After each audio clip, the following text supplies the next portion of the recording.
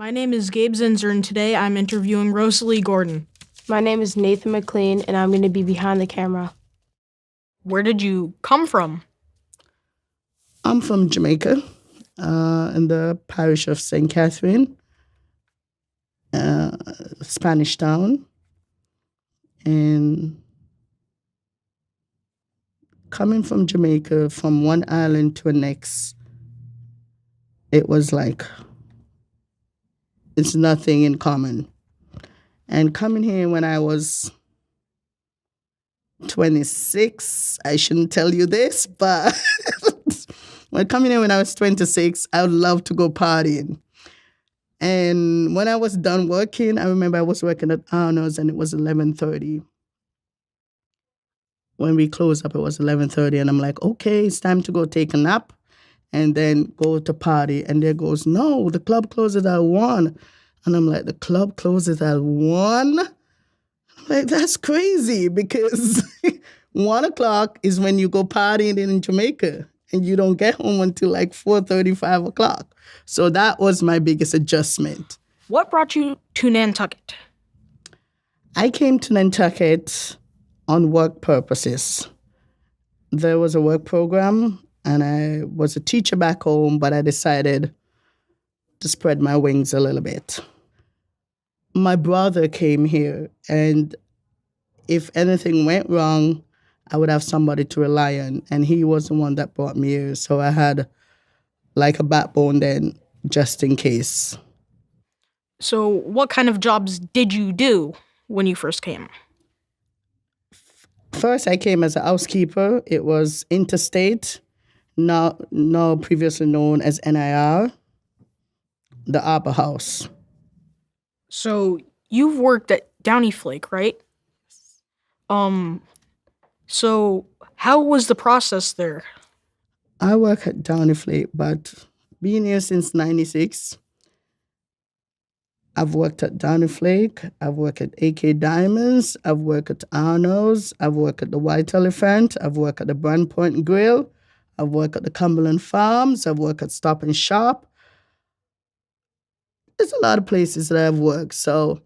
But being at the Downy Flake at the present, it's like family because it's such a small group of people that comes inside there every day.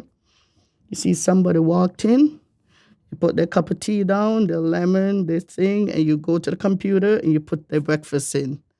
You might not know their name, but you know exactly what they want for breakfast. And that's good.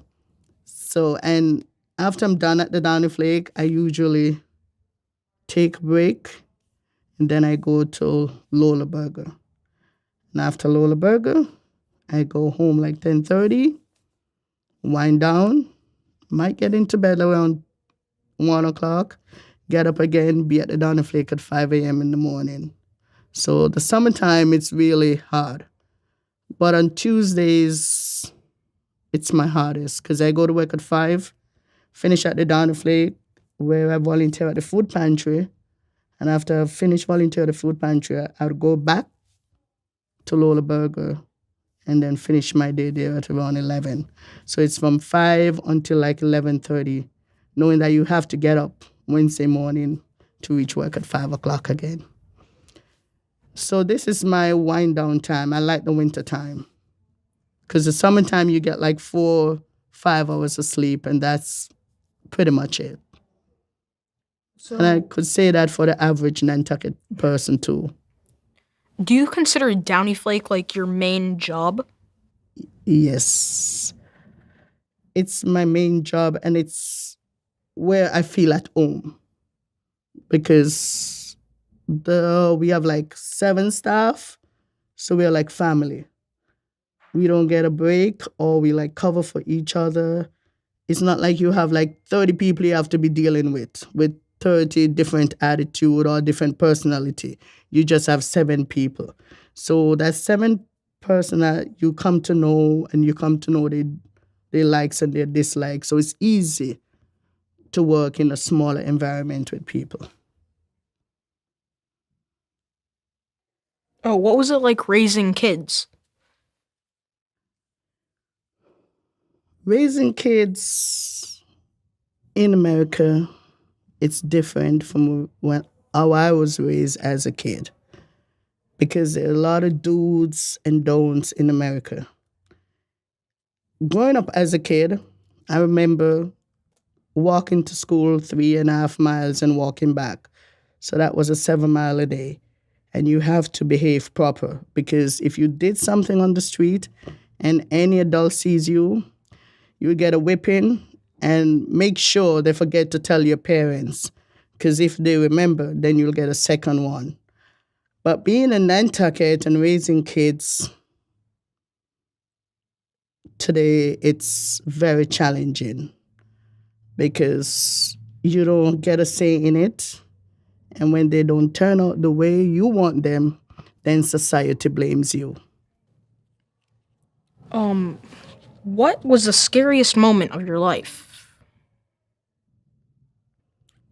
Scariest moment of my life was when my 9-month-old was admitted to hospital for major surgery and not being there either. What do you feel like was the most important part of your life? The most important part of my life is being a mom. And sometimes, as all mom would say, I always tell my kids, you're more trouble than you're worth. And especially when you have a boy, because boys tend to mature way later than girls. And especially when taking away the toys and the games and the Nintendo and Xbox doesn't work. When you take away those stuff that you know would change someone and it doesn't, then you run out of option. And that's where the real challenge comes in. Because when you have a kid that adapt to any situation you put them in, then that's a real challenge as a parent. But I would exchange it for the world because my kids are the most important thing in my life. I hear you've gone to the Citizens Police Academy. Can you tell me about that? Like I said, that was fun. And I like to know more about stuff. And the police academy was a way to find out exactly what the police do in Nantucket because there's not much crime. And I was wondering, how could they be of value to the Nantucket community? But going there and knowing all the things and get to know all the things they do, it's a very hard work because my biggest thing was going on the ride along. And I never closed my door. And going on the ride along and seeing them at like 3 a.m. in the morning, riding around the communities, make sure that everything is in order. And those are the reasons why I feel confident not to close my door. Because I feel secure that they are out there doing what they're supposed to do to keep me safe. And that's a big thing. And that shows give me a lot of insight of what is not just seeing them standing on the street or driving around or giving tickets. It's much more than that. Because there was a guy laying on the street right on his doorstep but didn't know. There was another guy,